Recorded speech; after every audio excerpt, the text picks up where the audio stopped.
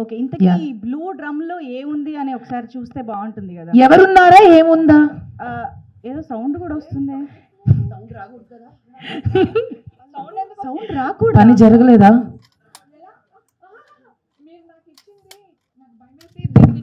అమ్మ బాబు, నాకెందుకమ్మ మొగుడు పిల్లల మధ్యలో, అందుకే నేను ఈవిడికే ఇచ్చేసాను కలుపుకోమని.